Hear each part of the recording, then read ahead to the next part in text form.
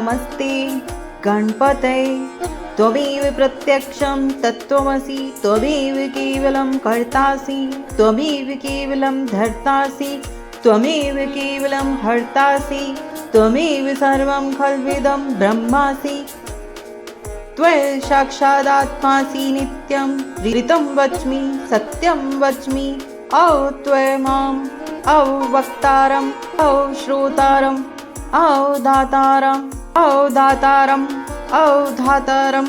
अवानुचानमौ शिष्यम् औ पश्चातात् औ पुरस्तात् अवोत्तरातात् औ दक्षिणातात् औ चोधर्वातात् अवाधरातात्। सर्वतो मां पाहि पाहि समं तात्। त्वं वाम्यस्त्वं चिन्मयः त्वम् आनन्दमस्यस्त्वं ब्रह्ममयः। त्वं सच्चिदानन्दद्वितीयोऽसि, त्वं प्रत्यक्षं ब्रह्मासि, त्वं ज्ञानमयो विज्ञानमयोऽसि। सर्वं जगदिदं त्वत्तो जायते, सर्वं जगदिदं त्वत्तिष्ठति, सर्वं जगदिदं त्वयि लयमिष्यति, सर्वं जगदिदं त्वयि प्रत्येति। त्वं भूमिरापो नलो नीलो नभः, त्वं चत्वारि काकुपादानि, त्वं गुणत्रयातीतः, त्वं वस्थात्रयातीतः, त्वं देहत्रयातीतः, त्वं कालत्रयातीतः, त्वं मूलाधारस्थितोऽसि नित्यं, त्वं शक्तित्रयात्मकः।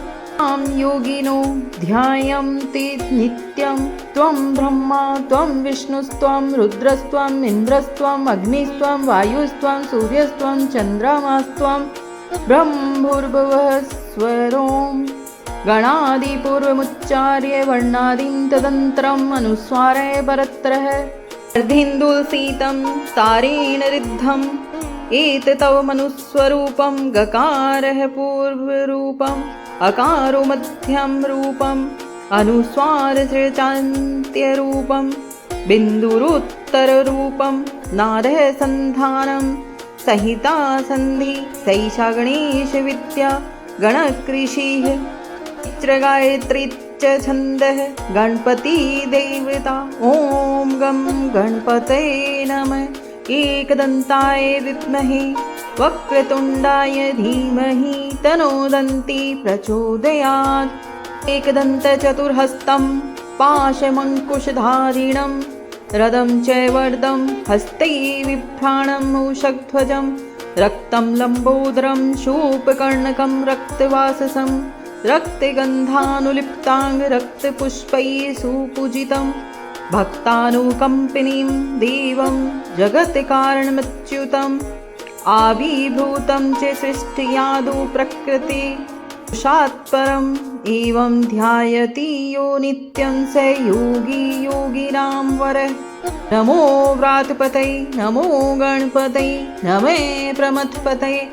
नमस्तेऽस्तु लम्बोदराय एकदन्ताय विनाशिने शिवसुताय श्रीवरदमूर्तये नमो नमः। दत्थर्वशीर्षयोधिते स ब्रह्मभूयाय कल्पते। स सर्वविघ्नेन बाध्यते, स सर्वतः सुखमेधते। स पञ्चमहापापात् प्रमुच्यते। सायं धियानो दिवसंकृतं पापं नाश्यति। प्रातर्धियानो रात्रिकृतं पापं नाश्यति। सायं प्रातः प्रयुञ्जानो पापो भवति। सर्वत्राधियानोपविघ्नो भवति। धर्मार्थकां मोक्षं च विन्दति। इदं थर्वशीर्षं शिष्याय न दीयं। यो यदि मोहधात्यस्यति स पापीयान् भवति। सहस्रावर्तनाद्यं कं कामं धिते तं नेन साध्यते। तेन गणपतिं भीषिञ्चति स वाग्मी भवति। चतुर्थ्यां मंत्रं जपति स विद्यावान् भवति। इत्यथर्वणवाक्यम्। अध्यावरणं विद्यात् न बिभेति कदाचनीति।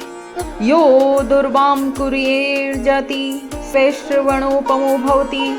यो लोजर्यजयति स यशोवान् भवति। स मेधावान् भवति। स मोदकसहस्रेण यजति। स वाञ्छितफलमवाप्नोति। यः साध्यसमिद्भिर्यजति स सर्वं लभते। स सर्वं लभते।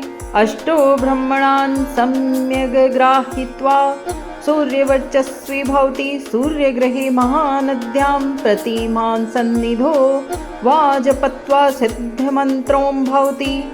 महाविघ्नात् प्रमुच्यते, महादोषात् प्रमुच्यते, महापापात् प्रमुच्यते। सर्वविद् भवति से सर्वविद् भवति य एवं वेद इत्युपनिषत्।